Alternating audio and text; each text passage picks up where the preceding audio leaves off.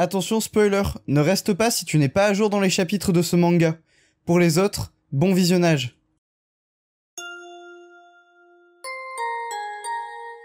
Bonjour à tous, c'est Saliste et on se retrouve aujourd'hui pour le chapitre 391 de My Hero Academia. Et pour ne pas changer par rapport aux semaines dernières, cette fois-ci Horikoshi nous a encore pondu un chapitre qui a très peu de pages, donc c'est assez inquiétant par rapport à l'état de santé de l'auteur, puisqu'on n'a que 8 pages cette semaine. C'est-à-dire que vraiment, les semaines d'avant, c'était déjà assez critique de faire des chapitres de 11 pages, mais là, 8 pages, on est quand même passé sous la barre de la dizaine, sachant qu'un chapitre, normalement, c'est entre 15 et 20 pages. Donc, j'espère qu'il se ménage. Il a quand même pris énormément de pauses, on a encore eu une pause inattendue la semaine dernière, donc, effectivement, c'est assez inquiétant de voir qu'on a des chapitres de plus en plus courts. Donc voilà, j'espère que l'auteur va aller mieux. En attendant, on continue les reviews dès qu'il nous sort un chapitre. Et d'ailleurs, si vous ne voulez rater aucune future review, je vous invite à vous abonner à la chaîne. C'est hyper important pour moi et ça m'aide énormément. Donc abonnez-vous et laissez un pouce bleu sur les vidéos qui vous plaisent. Bref, sur ce, générique.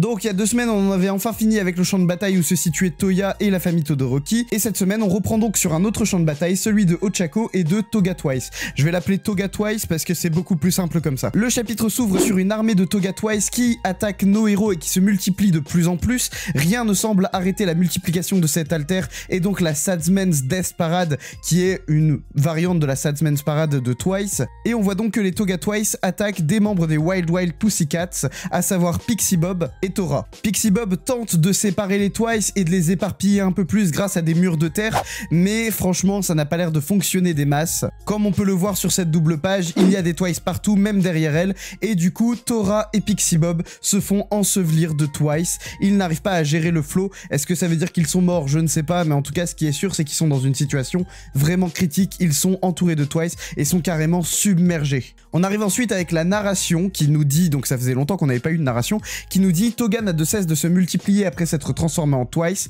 La durée de sa capacité de transformation dépend de la quantité de sang qu'elle ingère, mais les héros n'ont aucun moyen de savoir combien de sang elle dispose, et même si c'était le cas, à la moindre erreur de leur part, un océan de clones les emporterait. C'est d'ailleurs sur la fin de cette narration qu'on se retrouve sur une page où l'on peut voir donc, je l'avais dit dans la dernière review, Shoto qui s'est évanoui. Alors c'était extrêmement subtil, mais bon là on le voit directement en gros plan, donc Shoto à terre qui s'est évanoui, et on peut voir que là où se situe donc Shoto, de là-bas on entend les Toga Twice. C'est-à-dire qu'on peut voir la famille Todoroki se tourner vers le bruit au loin et ils entendent les Toga Twice. À un autre endroit encore plus loin, on peut voir Tenya à terre qui lui aussi entend les Toga Twice et à l'autre bout carrément, donc à l'opposé, on a Hawks qui est sur lui-même un autre champ de bataille, d'ailleurs qui a perdu son alter mais il est encore debout et on peut voir qu'il entend lui-même les Toga Twice. Ça veut dire qu'il y en a tellement qu'ils font un bruit tellement dantesque, tellement fort que sur différents champs de bataille on les entend. Mais on en revient à cette microscopique lueur d'espoir qu'est Ochako dans cette myriade de Toga Twice.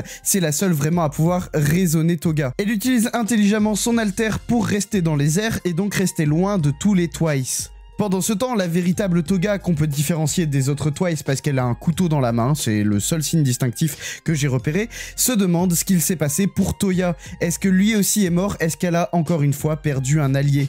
Ochako repère la véritable Toga grâce au couteau qu'elle tient dans les mains et décide de se propulser jusqu'à elle en utilisant donc les espèces de lianes qui jaillissent de ses poignets, on l'avait vu déjà les utiliser, et elle utilise ce qu'elle appelle le Zero Gravity Space Walk, donc une espèce de technique dans les airs pour pouvoir se déplacer et esquiver tous les Twice qui l'attaquent. S'ensuit un échange intéressant entre Ochako et Toga où Ochako dit que ça ne fait que 1 an qu'ils se sont rencontrés, mais que sa façon de voir Toga a changé avec le temps. Alors Toga lui répète qu'il est trop tard et que de toute façon elle ne pourra pas la raisonner puisque dans tous les cas Toga l'a déjà dit, hein, c'est trop tard pour Ochako, il n'y a plus aucune relation entre Toga et Ochako, elle a décidé de complètement couper les ponts et de tuer Ochako, alors qu'avant elle l'admirait quasiment. Ochako hurle dans la direction de Toga, alors c'est contre-productif au possible, hein. Je ne sais pas pourquoi Ochako fait ça, mais moi je trouve que c'est contre-productif. Ochako a une théorie sur pourquoi Toga ne peut pas utiliser l'alter de Twice comme Twice le faisait. C'est-à-dire pourquoi elle ne peut pas copier les alters de n'importe qui. Elle arrive à copier celui de Twice, en copiant son apparence, elle arrive également à copier son alter, mais c'est parce qu'elle aime Twice profondément. Donc ce serait la théorie, elle aime Twice profondément, donc elle peut copier son alter. Et donc Ochako lui dit qu'elle comprend pourquoi elle ne peut pas le faire avec les autres.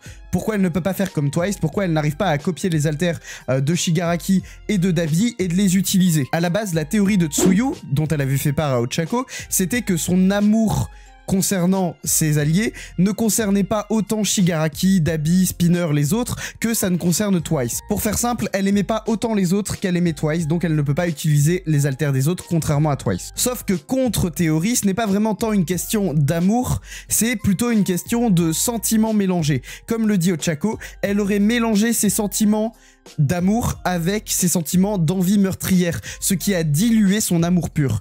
En gros, Toga aime énormément Twice, elle aime énormément les membres de la Ligue des Vilains, mais elle a également énormément d'envie meurtrière en elle, et son amour pur lui permet de copier les alters des autres, son envie meurtrière dilue cet amour pur et empêche vraiment d'utiliser cet alter à son plein potentiel. Et là où je dis que c'est contre-productif, c'est que Ochako est littéralement en train de donner une astuce, entre guillemets, à Toga pour qu'elle puisse mieux utiliser son alter.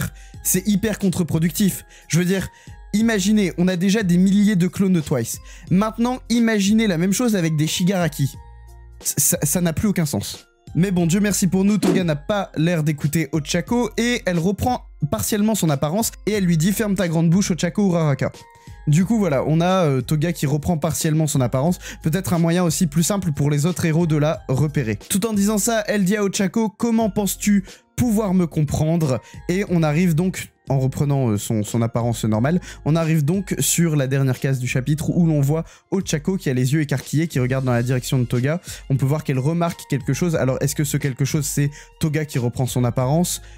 Ou est-ce que c'est autre chose? Et on a la narration qui nous dit qu'une fille crie, c'est pour parler de Toga en fait, hein, c'est pour parler de Toga qui a des choses à dire, qui va sûrement parler énormément dans le prochain chapitre, mais ce qui est sûr, c'est qu'on va rester un peu sur ce champ de bataille-là. On voit que Horikoshi essaye de régler les différents champs de bataille au fur et à mesure, hein. Donc on s'est occupé de Dabi, on s'est occupé de la famille Todoroki, et cette fois-ci on en revient à Toga et Ochako, et à mon avis il va faire encore d'autres champs de bataille avant d'en revenir au main event, avant d'en revenir au champ de bataille principal, c'est-à-dire Izuku versus Shigaraki, avec, on le rappelle, All for One qui se dirige par là-bas.